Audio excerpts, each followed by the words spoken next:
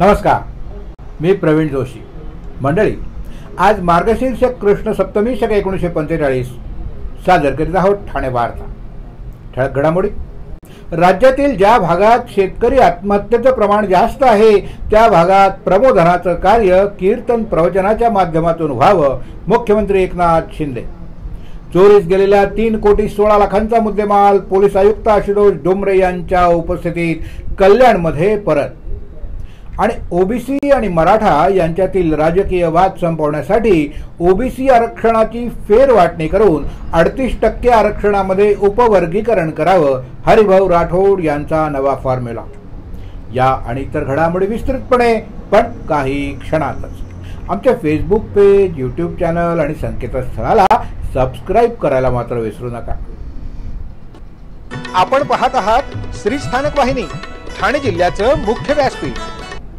ठाणे वार्ता पहा श्री स्थानक वाहिनीवर. आता सकाळी 9:15 पासून रात्री 9:15 पर्यंत ठाणे वार्ता, ठाण्यातील पहिलं दृकश्राव्य माध्यम. ठाणे वार्ता आणि श्री स्थानक वाहिनीचं लाईव्ह स्ट्रीमिंग ठाणेवार्ता.com वरील लाईव्ह स्ट्रीमवर क्लिक करा आणि अगदी मोबाईलवरही ठाणे वार्ता श्री स्थानक वाहिनीचा आनंद लुटा. यासाठी आमचं ॲप डाउनलोड करा. ठाणे वार्ता पहा श्री स्थानक वाहिनीवर. आता सकाळी 9:15 पासून रात्री 9:15 पर्यंत ठाणे वार्ता, ठाण्यातील पहिलं दृकश्राव्य माध्यम. आपण पाहत आहात श्री स्थानक वाहिनी, ठाणे जिल्ह्याचं मुख्य व्यासपीठ.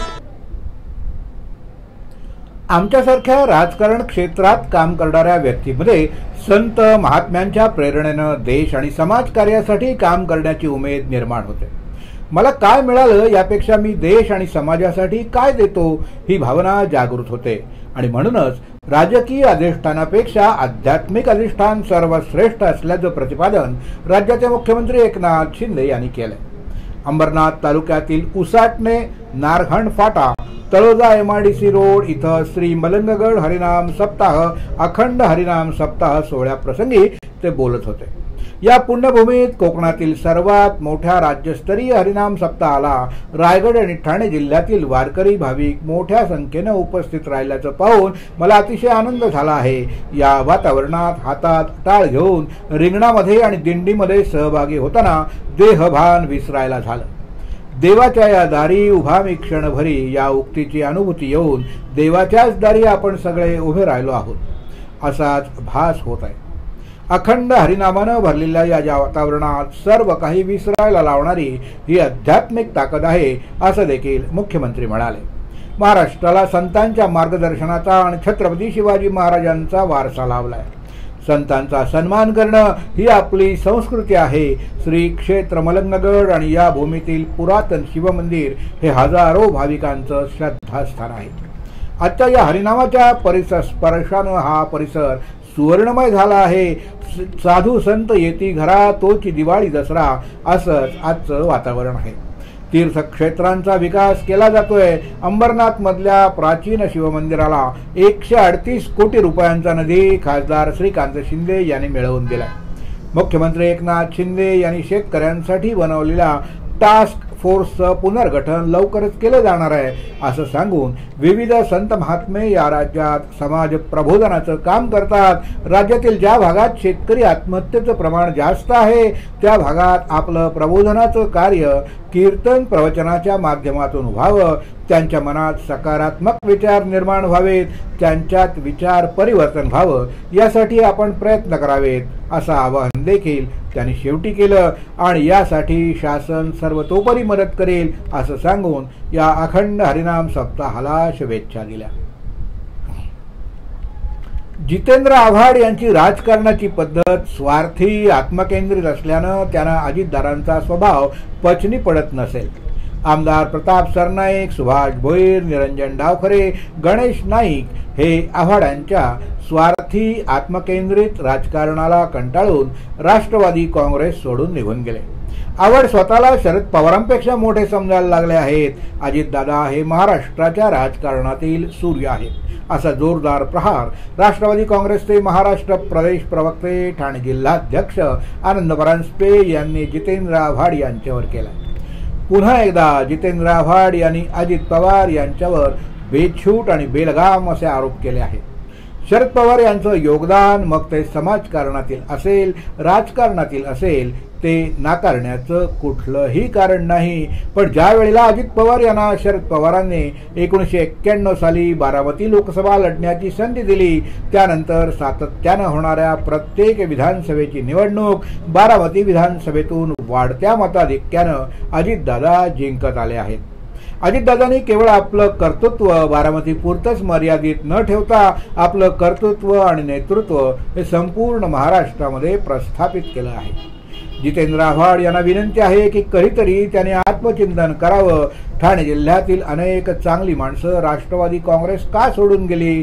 जितेंद्र आव्हाडांच्या स्वार्थी राजकारणाला, आत्मकेंद्रित राजकारणाला कंटाळून ठाणे जिल्ह्यातील अनेक मान्यवर नेते हे राष्ट्रवादी काँग्रेस सोडून गेले। सत्ता गेल्यानंतर ज्यावेळी विरोधी पक्षनेते बनवायचं होतं त्याही वेळेला बहुतांश आमदारांचा पाठिंबा हा अजितदादांच्या बरोबर होता।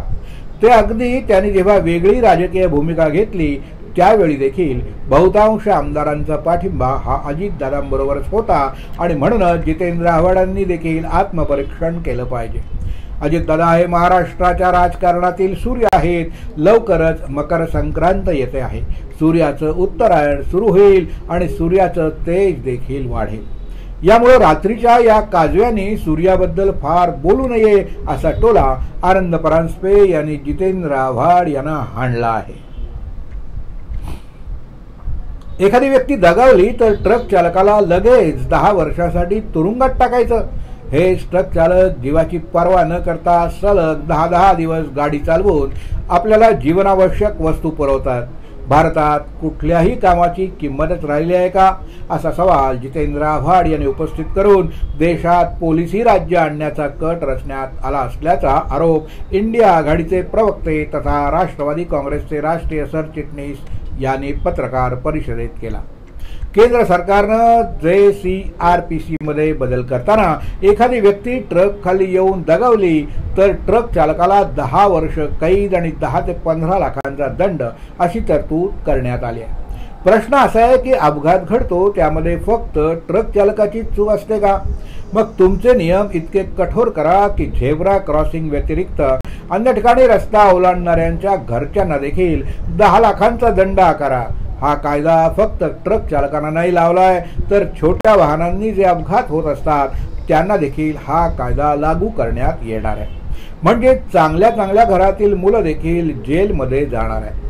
आतापर्यंत शिक्षेची मर्यादा 2 वर्ष होती, ती आता 10 वर्ष केली गेली आहे। याचाच अर्थ हा गुन्हा आता न्यायदंडाधिकाऱ्यांहून सत्र न्यायालयात वर्ग होणार असून आरोपींना जामीन मिळण्यासाठी किमान 90 दिवस लागणार आहेत।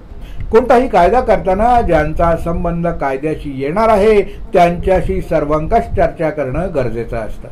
कायदा आपल्या मनाप्रमाणे करायचा नसतो तर कायदा समाजासाठी उपयुक्त आहे का नाही याचा सारासार विचार करून कायदा राबवायचा असतो। सर्व मानवी मूल्यांची हत्या करून या देशाला पोलिसी राज्य करण्याचा जर कोणी प्रयत्न करीत असेल तर त्याला विरोध झालाच पाहिजे। कधीतरी आपल्या घरातील मुलाच्या हातून असा अपघात घडेल तेव्हा आपल्याला समजेल की या कायद्यात वाईट काय आहे। तो म्हणूनच आधी जागे व्हा। ट्रक चालकांच्या बंदला काही राज्यात हिंसक वळण लागत आहे याबद्दल विचारलं असता हिंसेचं आपण समर्थन करीत नाही, पण जेव्हा ट्रक चालक उभे राहिले तर भारत बंद करू शकतात। आता या बंदमुळे भाज्या, अन्नधान्य, इंधन मिळणं बंद होणार आहे आणि जर पोलीस बंदोबस्तात वाहतूक करण्याचा प्रयत्न केला तर असे कितीसे पोलीस आहेत की ते देखील वाहतूक सुरू करू शकतात।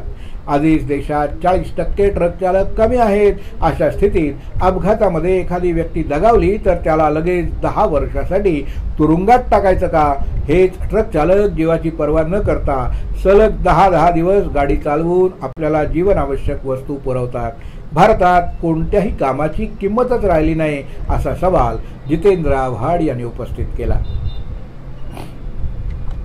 केंद्र सरकारच्या हिट अँड रन या कायद्याच्या विरोधात सर्व ट्रक वाहन चालकांनी संप पुकारला होता। काही ठिकाणी चक्का जाम आंदोलन देखील ट्रक चालकांनी केलं होतं। या नव्या कायद्याच्या विरोधात ट्रक चालक रस्त्यावर उतरले होते। चेक नाका परिसरात ठाणे जिल्हा ट्रक वाहतूक संघाच्या वतीनं एक बैठक घेण्यात आली। या बैठकीत वाहन चालक मालक मोठ्या संख्येनं सहभागी झाले होते। या बैठकीदरम्यान ट्रक चालकांसोबत अध्यक्ष विजय यादव यांनी संवाद साधला। यावेळी अध्यक्ष विजय यादव यांनी सर्व चालक मालकांना शांत राहण्याचं आवाहन केलं। तसंच कोणत्याही अफवांवर विश्वास ठेवू नका। येणाऱ्या काळात सरकारनं हा कायदा रद्द केला नाही तर उग्र आंदोलन छेडू असा इशारा यावेळी देण्यात आला। यापुढील घडामोडी एका छोट्याशा ब्रेक नंतर। कुठेही जाऊ नका, आम्ही लगेचच परत येतो। पाहत रहा फक्त ठाणे वार्ता। आपण पाहत आहात श्री स्थानक वाहिनी, ठाणे जिल्ह्याचं मुख्य व्यासपीठ। ठाणे वार्ता पहा श्री स्थानक वाहिनीवर। आता सकाळी 9:15 पासून रात्री 9:15 पर्यंत ठाणे वार्ता, ठाण्यातील पहिलं दृकश्राव्य माध्यम। ठाणे वार्ता आणि श्री स्थानक वाहिनीचं लाईव्ह स्ट्रीमिंग ठाणेवार्ता.com वरील लाईव्ह स्ट्रीमवर क्लिक करा आणि अगदी मोबाईलवरही ठाणे वार्ता श्री स्थानक वाहिनीचा आनंद लुटा। यासाठी आमचं ॲप डाउनलोड करा। आपला परिसर स्वच्छ आणि सुंदर ठेवण्यासाठी ठाणे महापालिकेत सहकार्य करा। ओला सुका कचरा वेगवेगळा जमा करा आणि रोगराईपासून मुक्तता मिळवा। डॉक्टर आणि रुग्णांचं पिढ्यानपिढ्यांचं जिव्हाळ्याचं नातं म्हणजेच डॉक्टर बेडेकर हॉस्पिटल। आता अत्याधुनिक सोयी सुविधा आणि तंत्रज्ञान युक्त वंध्यत्व निवारण केंद्रात IVF आणि टेस्ट ट्यूब बेबीची ही सुविधा। डॉक्टर बेडेकर हॉस्पिटल, महर्षी कर्वेपथ, ठाणे। 65 वर्षांची निरंतर सेवा। ठाणे वार्ता पहा श्री स्थानक वाहिनीवर। आता सकाळी 9:15 पासून रात्री 9:15 पर्यंत ठाणे वार्ता, ठाण्यातील पहिलं दृकश्राव्य माध्यम। आपण पाहत आहात श्री स्थानक वाहिनी, ठाणे जिल्ह्याचं मुख्य व्यासपीठ। ब्रेक नंतर आपलं पुन्हा एकदा स्वागत। कल्याण पोलीस परिमंडळाच्या हद्दीत चोरीस गेलेला 3,16,79,000 रुपये किमतीचा मुद्देमाल ठाणे पोलीस आयुक्त आशुतोष डुमरे यांच्या उपस्थितीत कल्याणमध्ये परत करण्यात आलाय। यावेळी ज्या नागरिकांना हा मुद्देमाल परत केला त्यांच्या चेहऱ्यावर समाधानासह आनंद पाहायला मिळाला। अनेकांनी पोलिसांच्या या कामगिरीचे आभार देखील मानले। या कार्यक्रमात जॉईंट CP दत्तात्रय कराले, अप्पात्रय आयुक्त दत्तात्रय शिंदे, DCP सचिन गुंजाळ, ACP कल्याणजी घेटे आणि सर्व पोलीस स्टेशनचे सर्व पोलीस अधिकारी आणि कर्मचारी उपस्थित होते।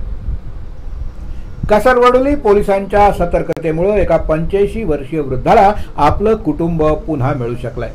काल दिलीप पवार यांनी एका वृद्ध व्यक्तीला पडलेल्या अवस्थेत पाहिलं आणि त्यांनी कासारवडोली पोलीस ठाण्यात त्यांना घेऊन आणलं। त्या वृद्ध माणसाला त्याचं नाव पत्ता काही सांगता येत नव्हतं। त्यानंतर कासारवडोली पोलिसांच्या मदतीनं त्यांच्या नातेवाईकांचा शोध घेण्यात आला, पण काहीही माहिती मिळू शकली नाही। नंतर त्या व्यक्तीनं आपलं नाव हरिश्चंद्र देशमुख असून महाडमधल्या आपण असल्याचं सांगितलं। त्यानुसार त्यांचा फोटो आणि माहिती रायगड पोलिसांकडे पाठवण्यात आली। त्यांचा मुलगा सचिन देशमुख याच्याशी संपर्क साधण्यात आला। त्यानंतर योग्य ती पडताळणी करून त्यांना त्यांच्या मुलाकडे म्हणजेच सचिन देशमुख याच्याकडे पोलिसांनी सुखरूपरित्या सुपूर्द केलं। पोलीस आयुक्तालय ठाणे यांच्या वतीनं रेझिंग डे या कार्यक्रमाचं आयोजन करण्यात आलं होतं। 2 जानेवारीपासून पोलीस आयुक्तालय ठाणे यांच्या वतीनं संपूर्ण एक आठवडा विविध कार्यक्रमांचं आयोजन करण्यात आलंय।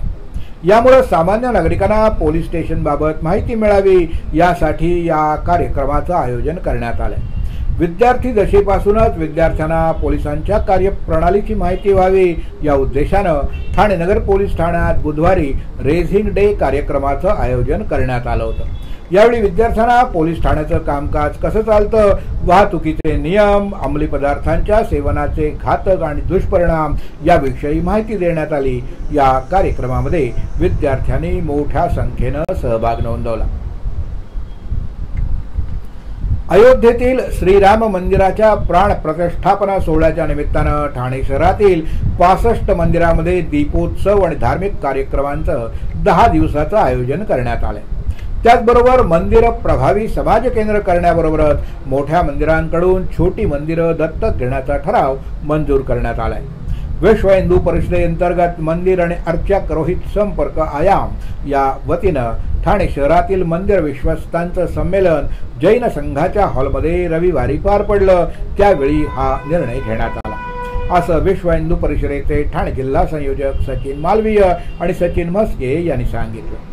या संमेलनामध्ये ठाणे महानगरातील कौपिनेश्वर मंदिर ट्रस्ट, ठाणे वर्धमान स्थानकवासी जैन मंदिर ट्रस्ट, श्रीनगर इथला अय्यप्पा मंदिर ट्रस्ट, गजानन महाराज मंदिर ट्रस्ट, स्वामीनारायण मंदिर ट्रस्ट, टेमीनाक्यामधल्या श्वेतांबर जैन मंदिर ट्रस्ट, नौपाडा इथला गावदेवी मंदिर ट्रस्ट, खिडकाळेश्वर मंदिर ट्रस्ट, मुंब्रेश्वर मंदिर ट्रस्ट इत्यादी मंदिरांसह सुमारे 65 मंदिरातील ट्रस्टींची उपस्थिती होती। मंदिरं ही संस्कृती आणि संस्कार याची ऊर्जा केंद्र असून ती केवळ सेवा केंद्र न राहता धर्माचरण आणि प्रसाराची केंद्र व्हावीत असं आवाहन अनिल सांबरे यांनी यावेळी केलं। या बैठकीत विविध ठराव मंजूर करण्यात आले। ओबीसी आणि मराठा यांच्यात निर्माण करण्यात आलेला राजकीय वाद संपवण्यासाठी ओबीसी आरक्षणाची फेरवाटणी करून 38% आरक्षणामध्ये उपवर्गीकरण म्हणजेच वाटप करावं, जेणेकरून मराठा आरक्षणाचा जटिल प्रश्न कायमचा सुटेल। त्याचप्रमाणे 12 बलुतेदार आणि अलुतेदार यांना देखील सामाजिक न्याय देता येईल। सर्वोच्च न्यायालयाच्या इंदिरा साहनी विरुद्ध भारत सरकार या न्यायनिवाड्यामध्ये 9 न्यायाधीशांच्या खंडपीठानं अधोरेखित केलं आहे की 92 प्रमाणे एखाद्या राज्य सरकारनं ओबीसी आरक्षणाचं सब कॅटेगरायझेशन म्हणजेच उपवर्गीकरण किंवा विभाजन करून 38% आरक्षणाचं फेरवाटप केलं तर ते वैध राहील, न्यायोचित राहील। 2017 मध्ये केंद्र सरकारनं याबाबतीत जस्टिस रोहिणी आयोग नेमला होता। या आयोगाचा उद्देश सुद्धा ओबीसींचं विभाजन करण्याचाच होता असा नवा फॉर्म्युला ओबीसी नेते माजी खासदार हरिभाऊ राठोड यांनी मांडला आहे। मराठा आणि ओबीसी आरक्षणावरून राज्यात सध्या रणकंदन माजलं आहे। या पार्श्वभूमीवर हरिभाऊ राठोड यांनी आज ठाण्यात पत्रकार परिषद घेऊन आपला फॉर्म्युला मांडला। ओबीसी आरक्षणाला धक्का न लावता संविधानिकरित्या आणि टिकाऊ आरक्षण देण्यात यावं। दरम्यानच्या काळात 12 बलुतेदार समाजानं सुद्धा ओबीसी आरक्षणातून स्वतंत्र आरक्षण द्यावं अशी मागणी सुरू केली। अलीकडेच केंद्र सरकारनं पंतप्रधान नरेंद्र मोदी यांनी 12 बलुतेदार समाजाला विश्वकर्मा असं नाव दिलं आहे। यामध्ये 13 जातींचा समावेश होतो। हा समाज परंपरागत व्यवसाय करणारा समाज म्हणून ओळखला जातो। राज्यातील अलुतेदार समाजापैकी तेली, माळी, भंडारी आणि आगरी या समाजाची सुद्धा मागणी पुढे आली असून मराठा समाजाला जर वेगळं आरक्षण सरकार देणार असेल तर त्यांचाही या प्रवर्गाला वेगळं आरक्षणाची मागणी पुढे येते आहे। राज्यातील एसबीसी या प्रवर्गाला 2% आरक्षण राज्य सरकारनं दिलं आहे, पण हे आरक्षण देत असताना 50% वर आरक्षण त्यांना दिलं असल्यामुळे त्यांची सुद्धा मागणी 50% आतील संवैधानिक आरक्षण देण्याबाबतची आहे। त्याचप्रमाणे त्यांचं 2% आरक्षणाला एका व्यक्तीनं आव्हान दिलं असून मुंबई उच्च न्यायालयात ते प्रकरण विचाराधीन आहे। ते कुठल्याही क्षणी हे आरक्षण असंवैधानिक ठरवून अवैध घोषित करण्याची शक्यता आहे। विमुक्त जाती म्हणजेच डीटी यांना 4%, भटक्या जाती म्हणजेच एनटी 3%, धनगर 4%, वंजारी 3%, एसबीसी 2%, 12 बलुतेदार 3%, तेली, माळी, आगरी, भंडारी, काछी, कुशवाह, शार्य, मौर्य, मुराई आणि सैनी या जातींना 4%, इतर मागासवर्गीय 5%, कुणबी मराठा, मराठा कुणबी, मराठा, लेवा पाटीदार आणि राजपूत यांना 10%, अनुसूचित जाती शेड्यूल कास्ट 13%, अनुसूचित जमाती शेड्यूल ट्राईब 7%, अशा पद्धतीनं सुमारे 58% आरक्षणाचं विभाजन करून तेढ संपवता येईल असं राठोड यांनी सांगितलं।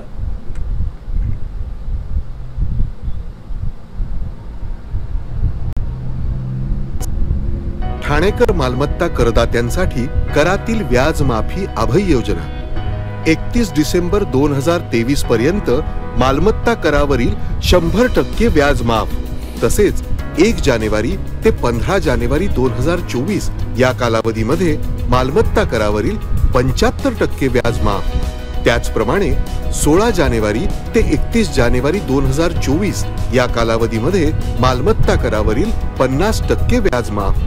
तरी सदर व्याज माफीच्या अभय योजनेचा ठाणेकर करदात्यांनी लाभ घ्यावा। महानगरपालिकेच्या कोणत्याही संकलन केंद्रावर कर भरण्याची सोय आहे। एटीएम, डेबिट, क्रेडिट कार्डद्वारे कर भरण्याची सुविधा उपलब्ध करून देण्यात आली आहे। सोमवार ते शनिवार या दरम्यान सकाळी 10:30 ते सायंकाळी 5 वाजेपर्यंत संकलन केंद्राची वेळ असून करदात्यांच्या सोयीसाठी रविवारी संकलन केंद्र सकाळी 10:30 ते दुपारी 1:30 वाजेपर्यंत सुरू ठेवण्यात येत आहेत। यासोबतच ठाणे महानगरपालिकेच्या propertytax.thanecity.gov.in या संकेतस्थळावर ऑनलाईन पद्धतीने मालमत्ता कर भरण्याची सुविधा उपलब्ध करून देण्यात आली आहे। तसेच गुगल पे, फोन पे, पेटीएम आणि भीम ॲपद्वारे आपला कर सुलभतेने जमा करू शकता। ठाणे महापालिका क्षेत्रातील सर्व करदात्यांना विनंती आहे की आपण या व्याज माफी अभय योजनेचा जरूर लाभ घ्या आणि आपला मालमत्ता कर आपण आपले कार्यक्रम किंवा बातम्या आम्हाला thanevarta@gmail.com या ईमेलवर कळवू शकता। ठळक घडामोडी शेवटी पुन्हा एकदा, राज्यातील ज्या भागात शेतकरी आत्महत्येचं प्रमाण जास्त आहे त्या भागात प्रमोधनाचं कार्य कीर्तन प्रवचनाच्या माध्यमातून व्हावं, मुख्यमंत्री एकनाथ शिंदे। चोरीस गेलेला 3,16,00,000चा मुद्देमाल पोलीस आयुक्त आशुतोष डुमरे यांच्या उपस्थितीत कल्याणमध्ये परत। आणि ओबीसी आणि मराठा यांच्यातील राजकीय वाद संपवण्यासाठी ओबीसी आरक्षणाची फेरवाटणी करून 38% आरक्षणामध्ये उपवर्गीकरण करावं, हरिभाऊ राठोड यांचा नवा फॉर्म्युला। या होत्या ठाणे वार्ता।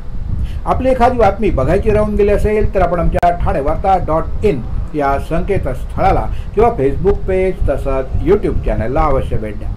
तर मग पुन्हा भेटूया पुढल्या बातमीपत्रात, फक्त श्री स्थानक वाहिनीवर। धन्यवाद।